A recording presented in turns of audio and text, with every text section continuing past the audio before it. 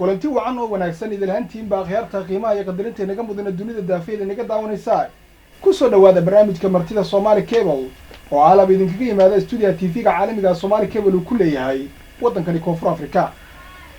barnaamijka martida toddobaadkani waxaa marti iigu ah Cabdullaahi Cumar Weheliye iyo waliba Khaliif Cilmi Hurre. kusoo dhawaada marka hore TV-ga caalamiga iyo waliba barnaamijka martida Somali Cable. waa dhownahay geelle oo kusoo dhawaanayna TV-ga Somali Cable laantiisa South Africa. waa tahay aad baad u mahadsantihiin. marka ugu horeyso waxaad ka kala socotaan labada gobol ee guud ahaan hadda la isku yiraahdo Hirshabelle sida Hiiraan iyo Shabeellada Dhexe. waxaa jirta in dawlad goboleed loo dhisay Hirshabelle. adiga shakhsi ahaan waad ka soo horjeedaa. waa sax. sababta aad uga soo horjeesatay dawladdii la igleelay ama la dhisay ma noo caddayn kartaa munish? geelow adoo mahadsan.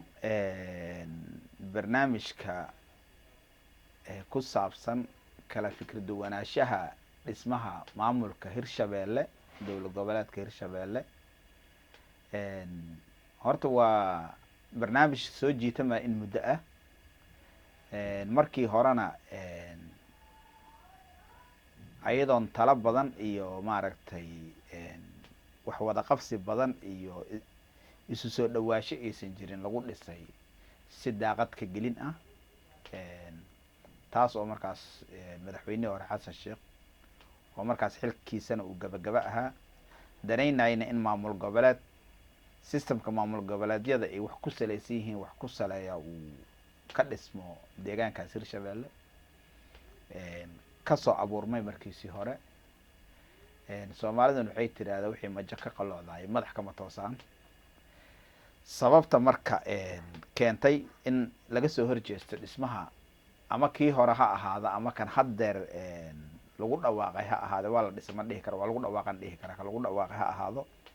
sababta keentay waxay tahay in reer Hiiraan ay ka soo horjeestaan laba sababood oo cogsanayaan reer Hiiraan. marka koobaad waa marka koobaad Hiiraan gobolka Hiiraan wuxuu ka mid ahaa 8 gobol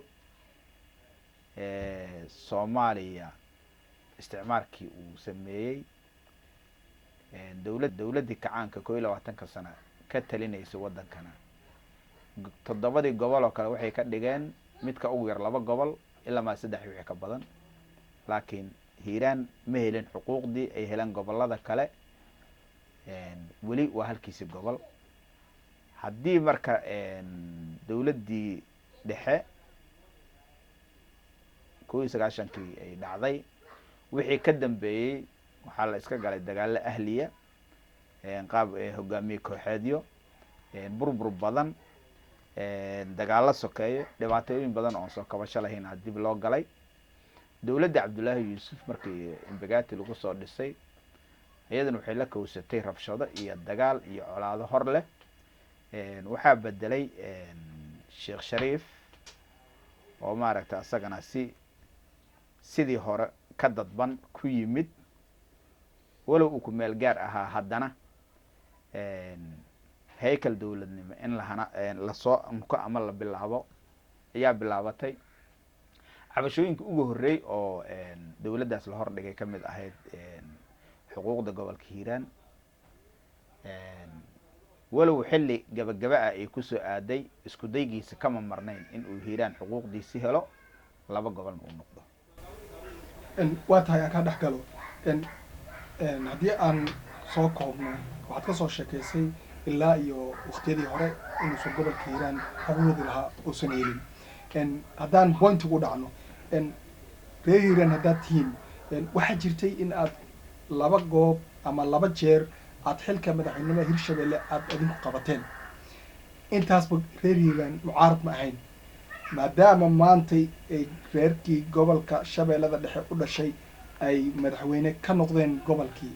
maxaa idin diiday inaad taageertaan? geelo waa mahadsan tahay. way jirtay in maaragtay maamulka Hirshabelle hore 2 jeer ay reer Hiiraan u madaxweyne ka noqdeen. laakiin wax laysla ogol yahay ama laysku waafaqsan yahay ama raalli la iskaga yahay oo tale iyo tawaan ka timid bulshada ku dhismay ma jirin. maadaama maamulka Hirshabelle uusan ku dhismin si is ogola ama maaragtay tale iyo tawaan ka timid dadka degan labada gobol, way jirtay in 2 jeer uu xilka qabteen dad ka soo jeeda gobolka Hiiraan ha qabtaan, laakiin lama imaanin falsafad kale oo dhayi karta dhibaatooyinkii ama boogihii jiray ama culaysadii jiray cabashooyinkii jiray oo kow ka tahay in Hiiraan uu xuquuqdiisi helo, in dadkii deegaanada dib u heshiisiin dhaba loo sameeyo, in saami qaybsiga dadka ku yimiday la soxo si maaragtay barnaamij isku dheelitiran oo dad bulshada iskula jaan qaada loo helo. intaasoo dhan waa ka gaabiyeen oo waa waxqabadkoodii ma noqon. waxay noqotoon inay ku meereystaan xafiisyadoodii iyo maaragtay dowladda dhexe ku dhex milankeedii intaas inay ka dhammaan waayeen. caqiido marka waxaa jirta la yidhaahdo haddii aanan looga reynaynin yaan looga darin.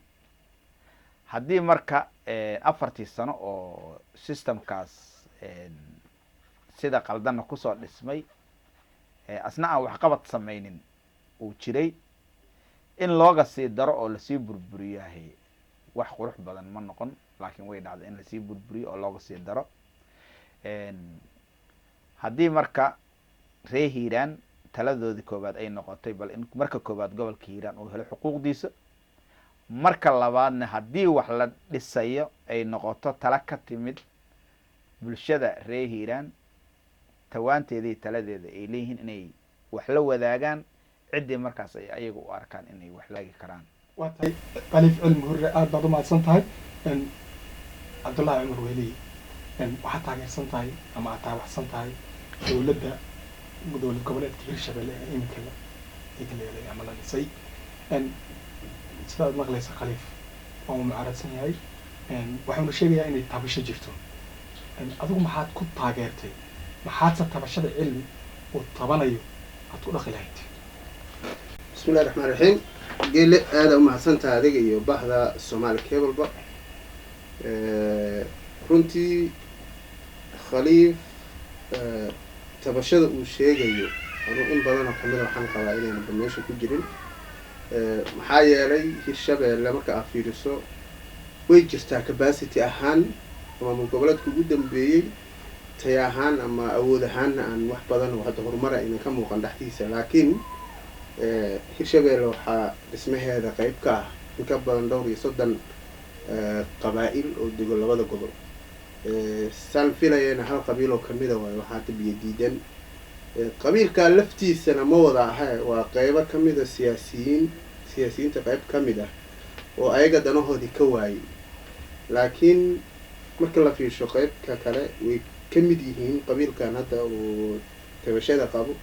Hirshabelle xildhibaanada qayb ay ka leeyihiin, madaxweyne ku-xigeenkay haystaan, wasaaradaha soo socda iyo nidaamka soo dhismay xataa weli qayb kasii noqonayaan. ma la dhihi karo Hirshabelle looma dhama, laakiin way jiri kartaa khaladaadna mar walba waxaa lagu saxaa in markaas nidaamka jiro la hoos geeyo wixii tabashooyin ah. borsijiro loo maraa jiro dhaqameedyadii soo dhisay Hirshabelle joogo loogu dhiibi karaa. maamulka meesha laftiisa uu saamfilay u dhiga furan inuu bulshada qaybeeda kala duwan qanciyo iyo cid kastay tabasho qabtaa. laakiin Hirshabelle markii ay bilaabatana waxaan maqli jiray Soomaalidu waxay tiraa sac ninkii kicin lahaa labada warka magaciisa ma kaca liira. madaxdii loo dooray meesha la rabay in la shaqeeyo raggii hadda xubintii ugu fiicneed la siiyay ayaga laga shaqeyn kari waay. 4 sane la soo dhaafaa luntay. hadda isla nidaamkii wax iskama doorine ninkii shalay madaxweynaha maanta waa madaxweyne ku-xigeen. awooduna waa isku mid, madaxweyne iyo madaxweyne ku-xigeenna kulli awood ahaan waa labada ugu darajo ugu sareyso. weli dawladii qayb ka yihiin. nidaamkaas waxaan filayaa haddaynan ku qanacsanayn ee guud ahaan ay wada qaadiceen xildhibaanadooda iyo lama arki lahayn madaxtooda meeshii ay joogta. marka anu waxaan meesha iiga muuqata siyaasiyiin danley ah oo raba inay bulshadaas qarnigii 21aad hadda ay dib ugu celiyaan 300 sano ka hor wixii lagu noolaa jiray. qaabkii nolosha waa laga gudbay. galmudug oo naga dambeysay maamulkeeda waa dhismay waa hana qaaday horumar badana ka muuqda hirshabeelle waxay u baahan tahay iskaashi wax wada qabsi iyo is-ogol qof allaala qofkii tabasho qabtana ma dhehayno tabasho lama qabi karo wax allaala wixii tabasho ah waxaan filayaa in xafiisyada madaxdu ay u furan yihiin nidaamyada iyo wadeeqyada loosoo maro dham ay bannaan yihiin ayaga laftooda ay hay-adihii dawladda qayb ka yihiin ay isxalli karaan ama ay soo gudbi karaan marka uma jeedo aniga hadda hirshabeelle 4 sano hadda ka luntay in waqti intaas ka badan laga sii khasaariyo waxaan qabaa in reer hirshabeelle tashadaan dadku waa dad walaalo ah deegaanada weligooda meesha yaalaan dadkan 100 sano iyo 10 sano meesha iskula noolaayeen nidaamkan Soomaali qaadatay federaalka ah yaa la yiri wax ku qaybsada isaga laftiisana hadda dadka deegaanku waa nidaam u dhaxeeyo oo sidii markaas wax lagu soo bilaabay wax way ka dhinaan karaan laakiin bilow fiican meesha yaallo marka anu waxaan dhihi lahaa walaalahay ugu horeeyay generaalka hadda meesha joogo waa nin odaya oo xushmad mudan kulleyna waa arag ah waxaan filayaa tabashadiisa inuun maanta ku goodinin hub iyo ciidan iyo shacab iyo ciyaal iyo waayeelo qaxa aan maanta usoo wada jeesano sidaan wax uga qaban lahayn fatahaadahaas markasta soo laalaabta oo deegaanadaas ugu qanisan Soomaaliya aan ka nimid ay ku yaalaan inaan wadooyinka wax ka qabano inaan amni darrada jirta aan anagu iska xallino in dib u heshiisiin dhab ah maamulka aan gacan ku siino inay qabtaan laakiin in mar walba majaha la qabto runtu ma u maleeyaan inay wax wanaagsan tahay wata Cabdullaahi waxaad tiri 4 sano oo hore ayaa hirshabeelle ka luntay macnaheedu ma la dhihi karaa maadaama reer Hiiraan ay madaxweyne ka ahaayeen inay qaybtaasi ay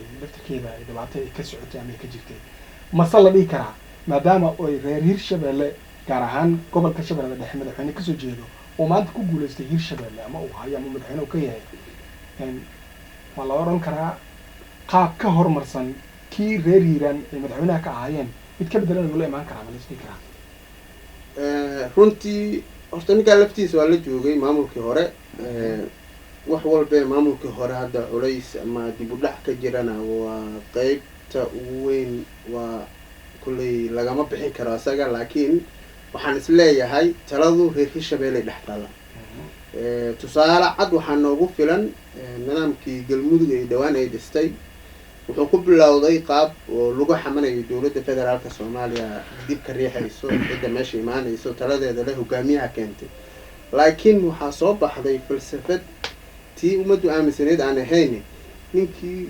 qoliyihii mucaaradkii muxaafidkii intii deegaanku ka dhaxeeyay waxay garawsadeen in deegaanka iyo nolosha aasaasigeeda in ahayn wax siyaasad kale ay ka wada shaqeeyaan amniga horumarka adeegyada bulshada kaabayaasha dhaqaalaha waa ujeeda hadda galmudug degaday dhisato horba waa ujeeda isfaham weynaa ka jiro mucaaradii muxaafadaha golaheedii wasiirada ka dhex muuqda oo dawladda federaalka iyo kuwii kasoo horjeeday ay ka wada mid yihiin waxaan isleeyahay haddii dadka deegaanku ayagaa iskale deegaanka maamulkana ayagaa iskale wax allaala wixii horumar meesha yimaadana maamul kaste la magacaabaa ama la dhisaayo wuu tegayaa laakiin horumar iyo wax kaste resources meesha ka bilowdan way harayaan marka waxaan isleeyahay maanta waxaa loo baahan yahay reer hirshabeelle ama dadka labada gobol ku abtirsada waxgaradkooda cuqaashooda culumadooda iyo aqoon-yahankooda inay garab istaagaan maamulka cusub ee hadda la dhisay wixii allaala wixii tale ay ku biiri karaan ku biiriyaan muujiyaan inay active citizens yihiin inay leeyihiin nidaamkan ay u muujiyaan aynan iska separate garayn waxa marka aan dhex galno oo maamulkii la shaqeyno kolley madaxdu iyadaa shacabka u baahan madaxdu mar walba waa biyaha maanyada iyo malaay si isku yihiin oo kale isku yihiin madaxdu waa malaayga oo kale shacabkay ku dhex nooshahay rabitaanka shacabka mar walba ay kasoo dhalaalaysaa haddii marka aan waqti siino maamulkan cusub ee la dhisay golahiisa uu la imaan doonana aan talo fiican ku yeelano aan rag tayale oo aqoon-yahana sida ka muuqata hadda baarlamaankiisa lasoo dhisay wuxuu u badan yahay dad aqoon-yahan oo dhallinyaraa oo maskax furan sidoo kale aan kusoo darno liiska wasaaradaha dad kale oo ayagana karti iyo aqoon u saaxiib ah deegaankana doonaya inay horumarkiisa qayb ka noqdaan wata Cabdullaahi sida la og yahay maamulka hirshabelle maanta ka dhisan ama dowladda goboleedka ka dhisan waxaa garab weyn ka siisay dowladda federaalka soomaaliya. adiga shaksi ahaan ma taageeri lahayd reer hiiraan oo madaxweyne looga dhigo ayadoo weliba garab buuxa ay siinayso dowladda federaalka soomaaliya? waxaan rabnaa maamulka hirshabelle marka loo fiiriyo maamulada kale oo dhan waxaan dhihi karnaa waa meesha keliya aan dhiig ku daadan markii maamulkeedii la dhisay. koonfur galbeed fiiri dad badan baa ku daatay, dhiigooda ku daatay, dad madaxa ugu jirto xabsiyada. galmudug baa ujeedaa waa dhiig baa ku daatay, ahlu sunna iyo meeshii dagaalaha ka dhacay waqti dheerna way uga lumay iyo dowladda iyo dhibaatay kala kulmeen. hirshabelle waa meesha ugu fudud dadkeeda nidaamka la dhisay aan dhiigna ku daadan. wax kastee khalad hay jirana waxaan filayaa in miiska korkiisa looga wada hadli karo. waxaa intaa sabab u ahna sababtu wax kale maaha, dadka meesha degaayay waa dad noloshooda kumanaan sano meesha ku qaatay oo weligood isla noolaa. waad cabdullahi aad mahadsan tahay, waa kusoo noqon doonaa. khaliif cilmi hore, maxaad dhihi kartaa waa lagula biiri karaa ama waa lagu raaci karaa dowlad goboleedka iminka ka dhisan hirshabelle? geelow horta waa mahadsan tahay. waxaan rabaa inaan laba kelmad oo yar yar aan ka kala iraahdo. horta gobolka hiiraan inuu xuquuqdiisa helo shabeellada dhex mid la weydiina maaha, mid laga wareysanaana maaha, mid lagala tashanaana maaha. reer hiiraan ayagaa xor u ah inay xuquuqdooda raadsadaan. halka ay jirtana cid hadda ka indhasaaban ma aha. wadada iyo dariiqa ay ku heli karaanne ayagaa u raadsanaa. marka ay xuquuqdooda helaan oo xaqa ay gobolka hiiraan u weysanaa muddada dheero gobolladii la midka ahaa ay heleen uu helo, wixii ka dambeeya geed waa isugu imaan karnaa. haddii aan wax isku darsanayno iyo haddii aan wax isku darsanayn waa ka wada hadli karnaa. laakiin soomaalidu waxay tiraa hal dhigeeda qalan yahay dhigeedgeeda ma daabo. marka hiiraan asaa kala maqano xuquuqdiisiyaa maqan. horta reer hiiraan xuquuqda ka maqan ha soo helaano, markaas kadib aan isku imaan doonaa haddaan walaalaheen wax isku darsanayno iyo haddii aanan isku darsanaynin. laakiin cilmi aan kaa dhex galo, waxaad leedahay haddaan wax isku darsanayna iyo haddii kalaba hadda ayay wax kugu darsan yihiin maadaama madaxweyne ku-xigeenkii uu yahay reer hiiraan. maxaad u leedahay marka haddaan wax isku darsanayna waaba isku darsan yihiin? waxaan taas ku lehay waxay tahay madaxweyne ku-xigeenku haddii aan lalahayn qabiil ahaan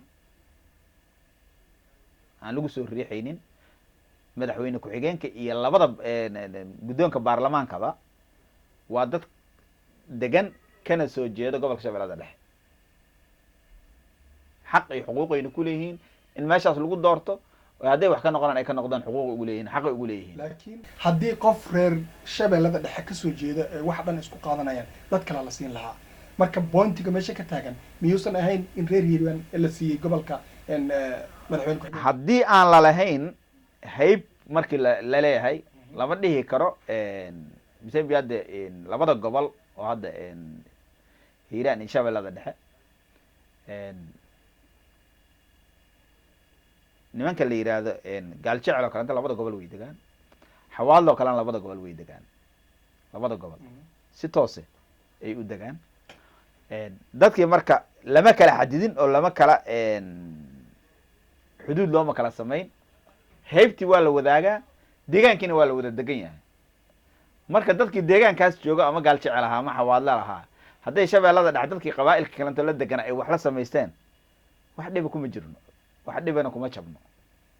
marka waxaan dhihi karnaa xuquuqdaas lagu magacaabay guddoonka baarlamaanka ama madaxweyne ku-xigeenka xildhibaanadana warqadda laga yeeriyey habeenka madow waa system u gaara shabeellada dhexe. reer hiiraanna toodii ku maqan yihiin marka ay soo helaan, oo markaas kadib ayagoo weliba kasoo jeeda qaybo kamida qabaa'iladan hadda gobolka degan qaybo kamid ayagoo kasoo jeeda gobolka shabeellada dhexe ay wada fadhiisan doonaan, wada hadli doonaan, wax isla heli doonaan ama isla weyn doonaan. laakiin ma las dhihi karaa xaqiiqda taagan ee meesha ka jirta awalba waxay ahayd in hirshabelle ama gobol walba lagu qaybsanayo sida 4.5ka ay ahayd. haddii hirshabelle madaxweyne looga dhigay dad kasoo jeeda gobolka shabeellada dhexe, maxaa looga dhigi waayay madaxweyne ku-xigeen nin kasoo jeeda isla shabeellada dhexe? miyaysan ahayn in hiiraan bointigooda uu taagan yahay ninkaas haddii ay 4.5 wax lagu qaybinayo haddii 4.5 wax lagu qaybinayo hal gobol misla siin lahayd 4.5 caasimadii madaxweynihii guddoomiyihii baarlamaanka kaba soo qaad madaxweyne ku-xigeenka adigoo xagga u riix saddexdaas xubnood haddii 4.5 lagu qaybina misla siin lahayd hal gobol misla siin laheeday reer hiiraan iyo reer shabeellada dhexe markii laysku darana hirshabelle isku noqday miyaysan hadda dowlad goboleed ka dhisan aysan ka wada tirsanayn in wax la kala qaada roon wixii ama qabaa'il ha loo kala qaado oo 4.5 ha la yidhaaho ama deegaan ha loo kala qaado markaas horta labadaas qodob horta ha la kala qaado wuxuu ma deegaan wax isku darsadaya mase waa qabaa'il wax isku darsaday ayadaaba u baahan in wax la iska weydiiyo sidoo aragtaa cilmi qaabka uu uga hadlayo maadaama uu leeyahay guddoomiyaha ku-xigeenka madaxweyne ku-xigeenka hirshabelle asal ahaan maadaama uu qabiilkii kasoo jeedo deegaan ahaan uu halkan kasoo jeedo qabiil ahaan shaqa kuma lihin ee deegaan ahaana loogu doortay sidaad u aragtaa fikirkan federaalka soomaaliya ma aha wax lagala tashtay soomaalida laakiin qaabku hadda u socdo waxaa ay la jaan qaatay qaabka dowladda federaalka ay ku dhisantahay 4.5 qabaa'ilaa lagu dhisay meel walbana qabaa'ilka degow si ay uga wada qeyb qaataan hanaan ahaa loo sameeyey kulley qabaa'ilka labada gobol degana way ka wada qeyb qaateen marka horena way ka wada tirsanaayeen maamulkii hore lasoo dhisana reer hiiraan madaxdiisii isbedeshay aa hogaaminaysay kan hadda la dhisayna reer hiiraan madaxdiisi waa ka mid 4 bay ku leeyihiin 5 xubnooda ka dhisan reer hiiraan marka laga reebo madaxweynaha inta kale ayaga wey hadda madaxda magacaaban xubnaha baarlamaanada ay leeyihiin ayagaa uga badan gobolka shabeellaha dhexe gobol ahaan haddii la qaybsanayo gobolka shabeellaha dhexe iyo gobolka hiiraan dhowr iyo 30 qabaa'il wax loo qaybiyana waxay qabaan qabaa'ilka qaar in loo roonaaday beesha xawaadle marka isku wada dartay intaas beeshii iyadii shalay 4 sano na soo hogaamisay haddana nidaamka socda laftiisa hogaankiisa ugu sarreeya ku jirta haddana weli le anagu hirshabelle ma ogolin hakula sii jirtay weliba madaxda kale marka laga reebo cali guudlaawe intooda kale caawa waxay hoyanayaan ay joogeen dhawaanahan haddayna kasoo laabanin beledweyne kulley beledweyne nin guri ku leh oo degan oo ku nool anuma aqaano wuxuu uga saarayo saaxiibkay khaliif inuu reer hiiraan leeyahay laakiin all in all waxa ii muuqda meesha yaala waxaa walaalkay tabasho hadday qabaan tabashaduna waa 2 nooc tabasho hadday qabaan miiskooda hadalkan isugu imaan karnaa tabashaduna 2 qayb ay noqon kartaa mid waa midda deegaanka iyo hirshabelle iyo nidaamkeeda khusaysa wixii halkaa khuseeya nidaamka hirshabelle uu naga wada dhexeeyaa qaybtooda la rabaa inay ka hagaajiyaan annaguna aan dhinacayna ka hagaajino gacmo wada jir wax ku gooyaani dad walaalaha meesha wada degan oo kala guureyno lana kala rari karinaan nahay inaan horta marka hore aan gacanta wada qaban tabashada taas waxaan ku xallin karnaa qaabkii odayaasha inay usoo maraan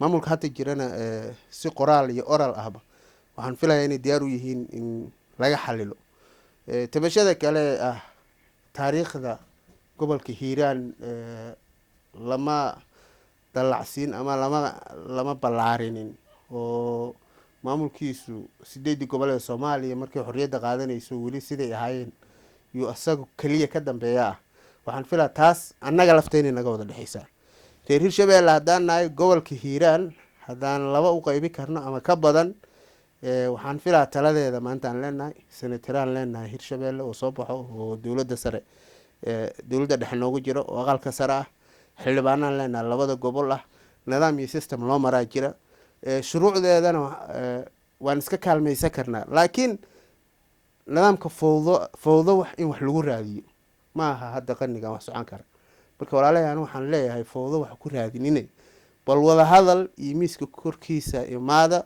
annaga lafteena aan idin kaalmayno wax allaala wixii loo qaateynana garab aan idinku siinaynaa waa tahay aada mahadsan tahay qalbi wadaarkaysaa walaalka kasoo jeeda gobolka shabeellada dhexe sida qiimaha badan kuu soo dhaweynaya weliba kuu jecel yahay maxaad ka dhihi lahayd ereyada qiimaha badan uu kugu soo dhaweynayo geelow horta nacayb ma jiro oo dad hadda isnacaba waxbad isku sitahay ma jiraan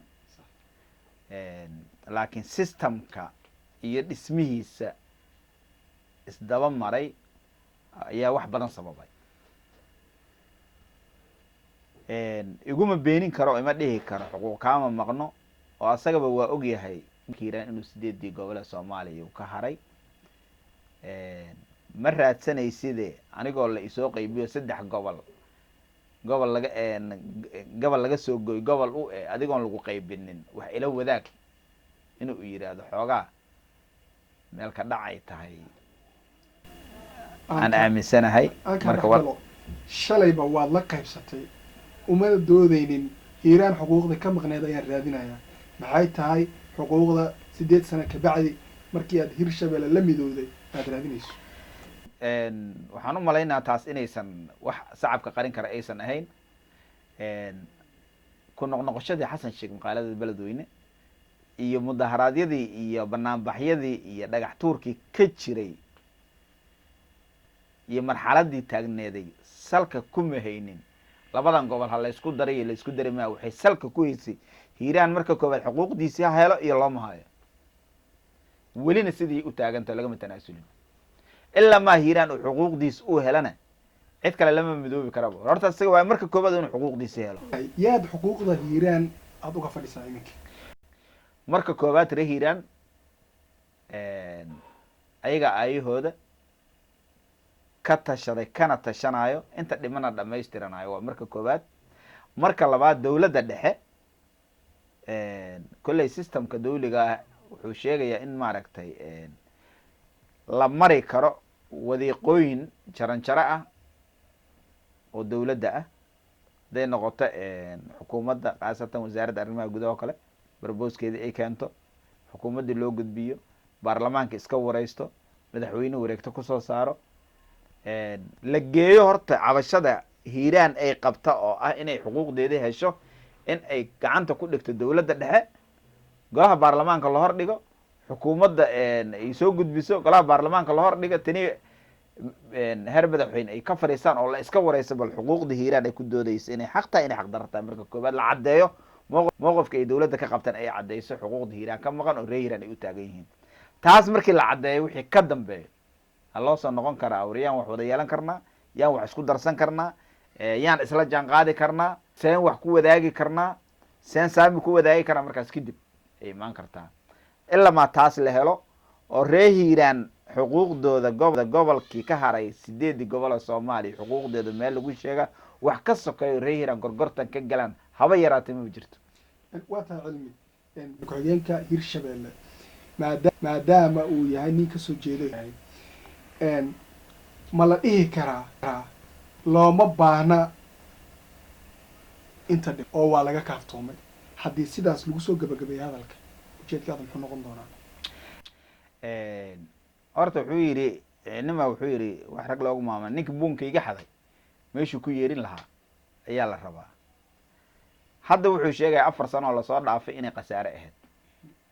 marka haddii la yidhaha marka sidii wax loogu dhawaaqay habeen madow ay wax ku soconaan, haddii la yidhaahdo khasaaray ahayd, khasaaradii usii laba jibaarmi jugjug meeshaada jooga noqoni, wax ka soo baxaana male. reer hiiraana kama soo dabcayaan, kama tanaasulayaan mowqifkooda ilaa ma xuquuqdii gobolkaas uu lahaa ay helaan.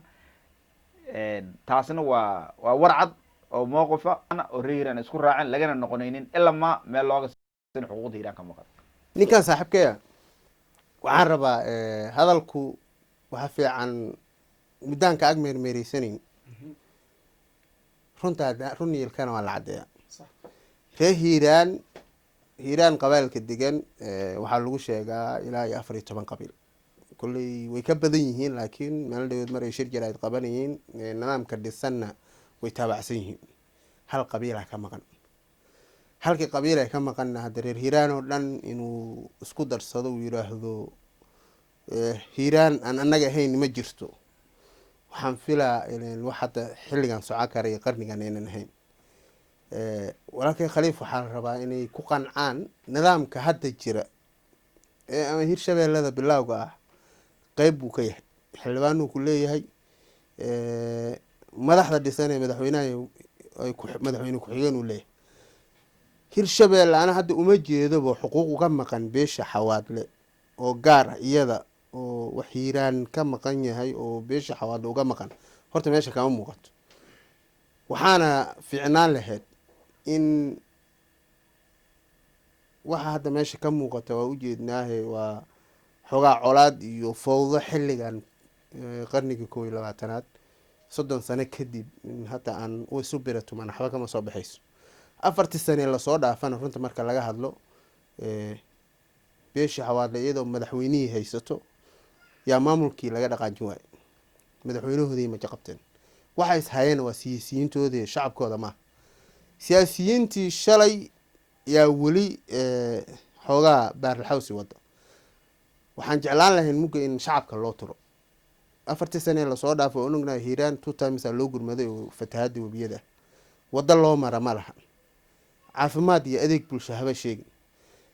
waxaan rabnaa marka inaan si u fikirno ka bedelan sida hadda fowdada xuquuqda ka maqan walaalahayn haddiiba ay jirto hadda ma filayo inay xuquuq ayaga ku maqan tahan dhihi karaa beeshaana xuquuq kama maqan horta laakiin haddiiba ay jirto waxaan jeclaan lahay intay tabashooyinkooda soo qortaan nidaamkan markii la aasaasay wuxuu leeyahay jaranjarooyin loo sameeyey wada dhaqameedyadii qayb ka ah oo hataa hadda soo qoray xildhibaanadooda xildhibaan la doorto ma jiro hirshabeelle ogtaa dowlad goboleedka waa lasoo qoray waa lasoo nominate garay xildhibaanadooda waxaa soo gudbiyooday dhaqameedyadooda waxaa dhisan hadda maamulkii xildhibaanadii ay dhiseen oo bilaaw ah waxaa jooga madaxweyne ku-xigeenkii waxaa jooga guddoomiyihii baarlamaanka iyo ku-xigeenkiisa waxay caawa ku hoyanayaan degmada beledweyne wax allaal wix cabasho ay qabaan ay wax ku toosinayaan xuquuqna ay isleeyihiin waa in kaga maqan tahay waxaan qabaa ha soo qortaano hadday doonaan kulamaha la qaataana madaxdooda ku matisho maamulka hirshabeelle 4 kamid ay leeyihiin khaasatan beesha xawaadle madaxweynaha ku-xigeenkay leedahay wax allaala wixii rabitaankooda usoo dhiibtaan.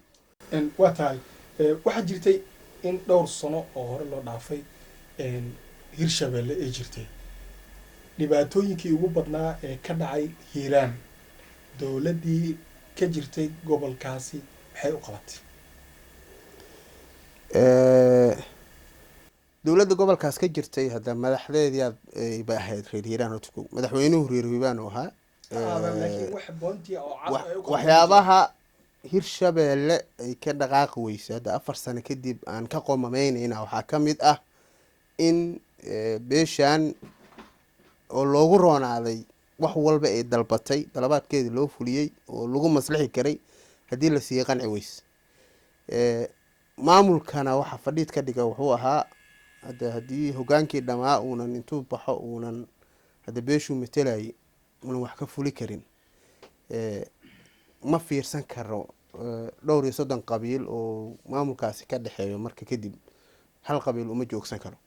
4 sanana siina waa sacrifice garaynay weli diyaaraan u nahay inaan la shaqeyno oon soo dhaweyno waxaan diyaar u nahay wax allaala wixii cabasho oo valid ah ama muuqda inaan wax ka qabano oo maamulka aan kula talinayno weliba annagaa garab ku siinayno jaaliyadaha meel kasta ay joogaan ama gudaha ama dibadda.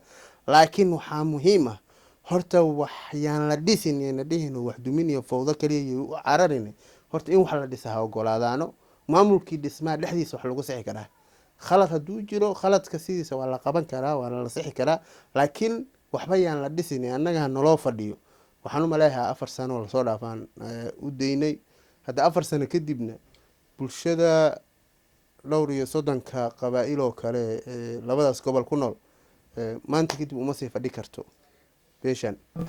haddii ay diidaan ay yiraahdaan hirshabeelle shabeellada dhexe waa ka madax banaanahay oo shaqo kuma leeyihiin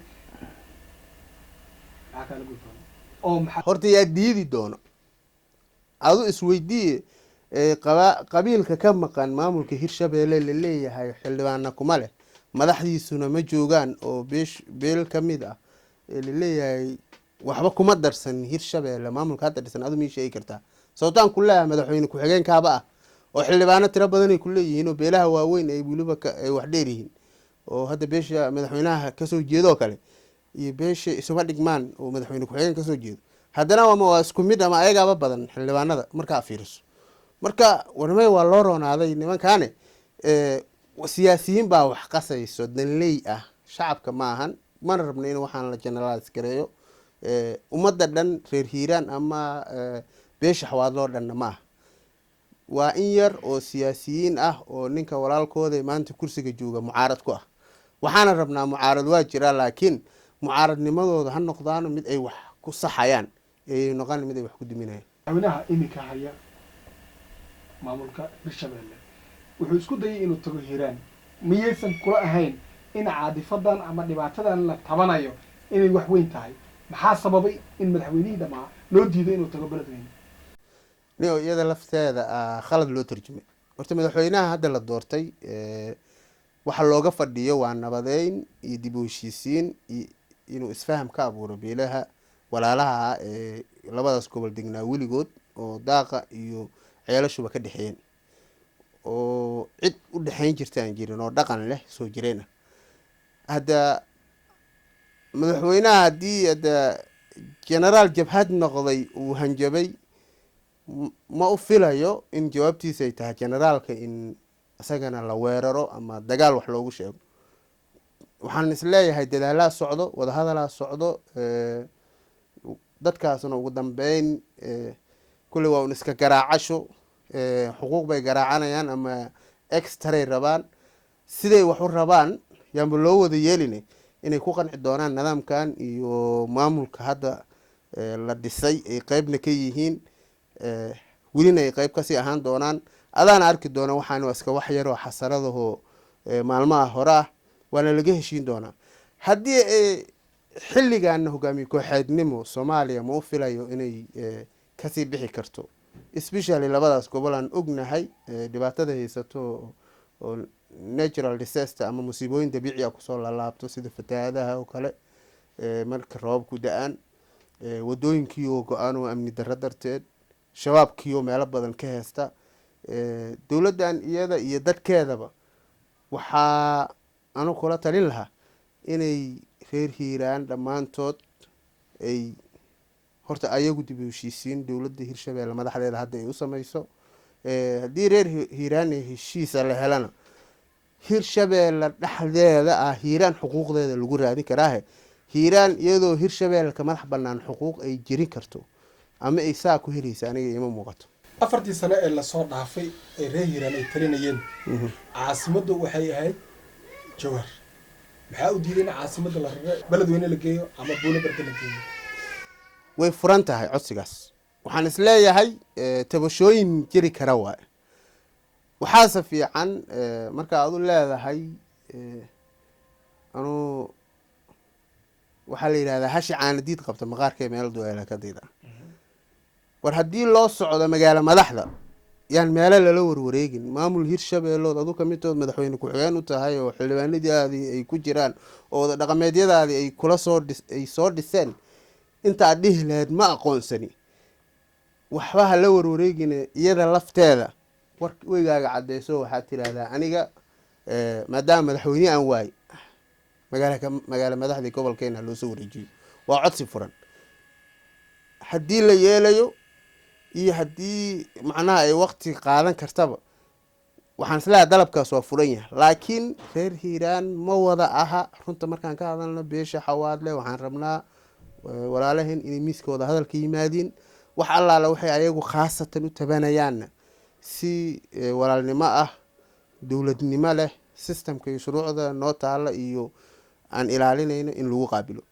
wixii reer hiiraan ay la qabaan oo ah magaalo madaxda reer hiiraan kala dhexaysa, haddii tabashadaas imaanayso ayagoo reer hiiraanka kale 14 qabaa'il oo kale hiiraan la dega wata oo systemkan laftiisa inay wax ku saxaan dhexdiisa raba, war hadday yimaadiin waxaan filayaa weliba magaalo madaxda iska dhaaf madaxweynaha loogu dari karaa.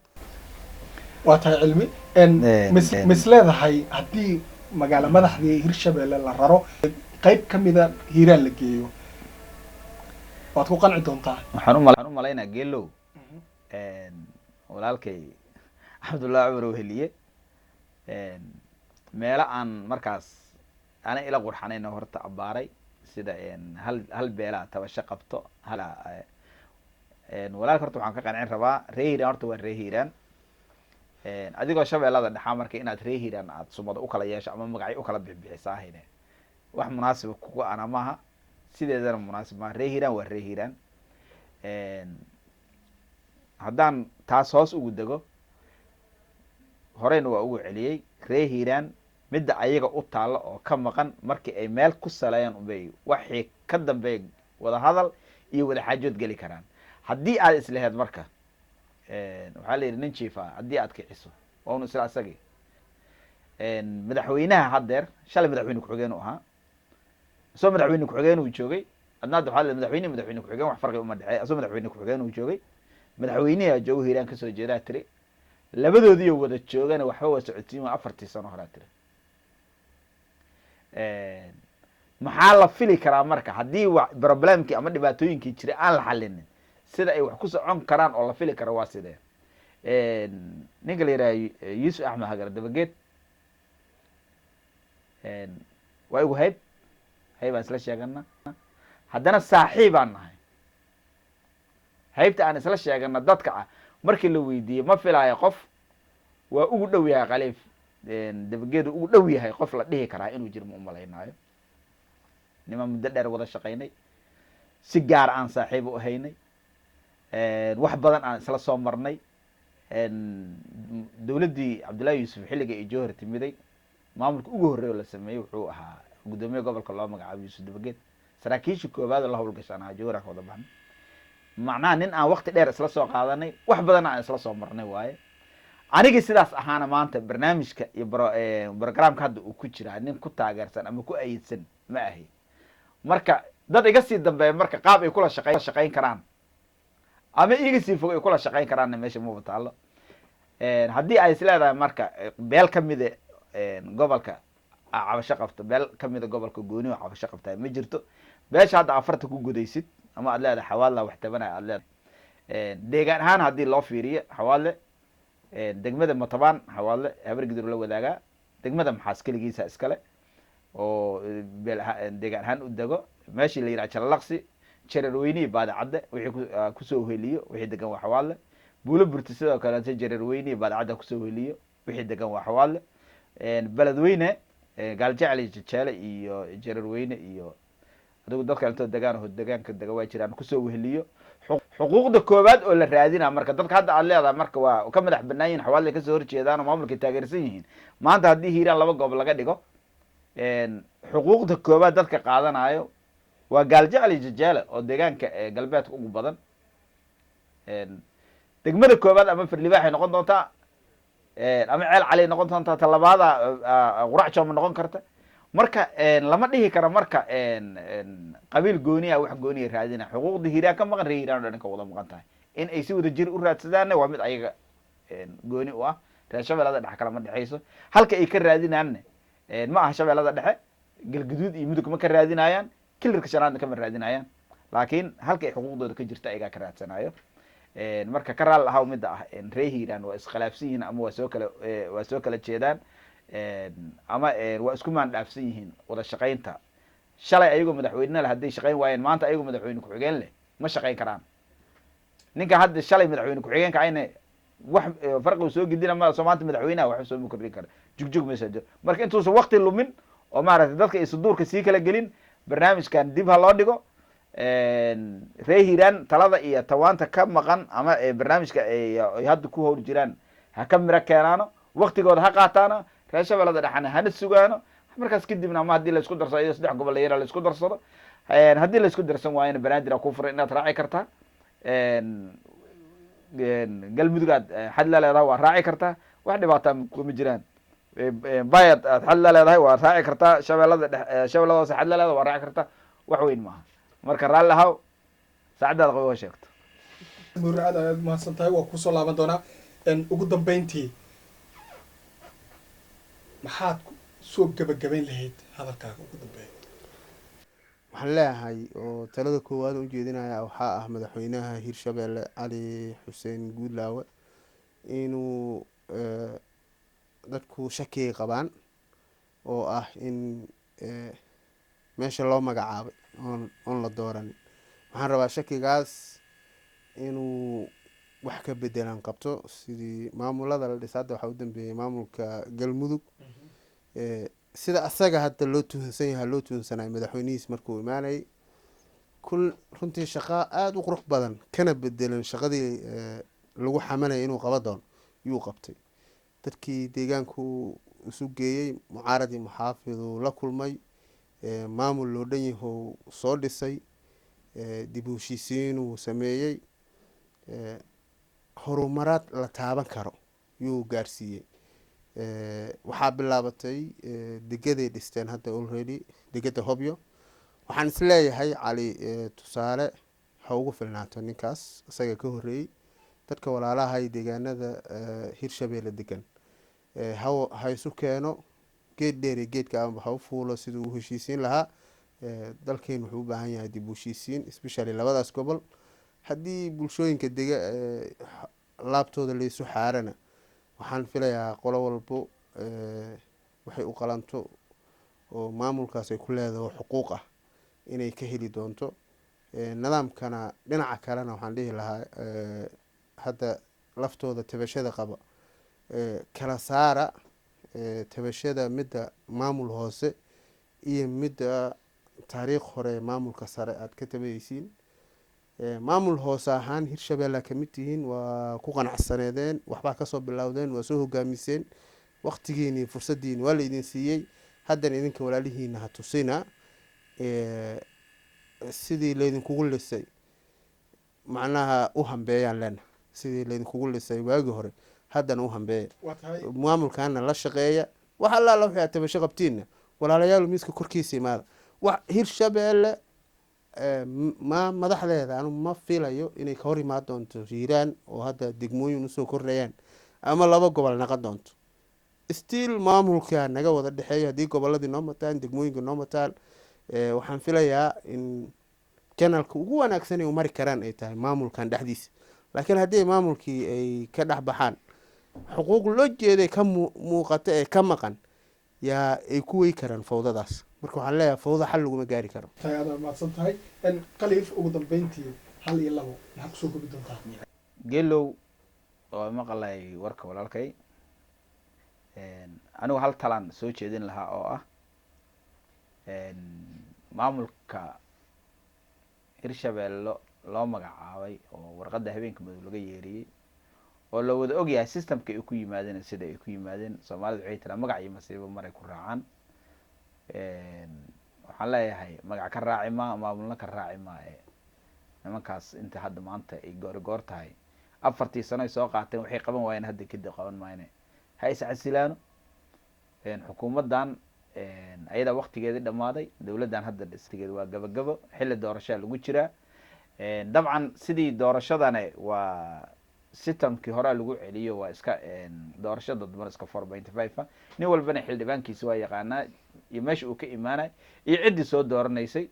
marka wax problem oo tiro badan inay is saarin si systemka soo socda ama dawladda cusub oo dhalanayso ayadoo la fiyow yahay oo la wada caafimaad qabo oo wax cudur iyo wax uqdada aysan oolin reehiraan cabashadooda iyo culayskooda iyo waxa ay tabanayaan ay ka xalistaan.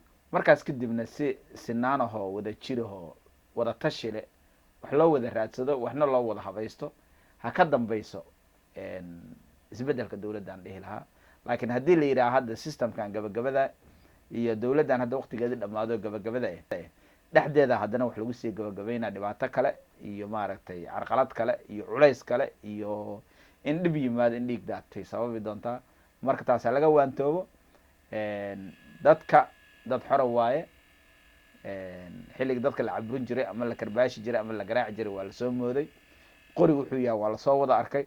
xabad waxay tahay waa lasoo wada arkay. dadku waa dad nabadeed yaan lagu caburin rabitaan shaksi ama rabitaan siyaasi ayaan lagu caburinin ayaan lagu duudsiinin xaqooda. maanta cadkaan kala baxayaan xaqooda lagu duudsiinin lamana duudsiin kara ayaan lagu daalin aan dhihi lahaa. cid xaqeeda la duudsiin kara male ayaan lagu daalin. nimankan isku soo magacaabay jawhar oo saaxiibadan ana waxaan dhihi lahaa sidaad moodeen iyo siday noqotay waa farqi kala duwan. candhuuftiina dib u laqa dadkiina dhinaca ka raaca. waa tahay aada baad u mahadsantihiin sida qiimaha badan aad igala qayb gasheen doodaani quruxda badan. tan iyo kulantadeena dambe waa Cabdulaahi Cumar Weeliye iyo khaliif cilmi hurre iyo maxamed axmed siyaad idinkaga tegaya tan iyo kulanti dambe nabaadiin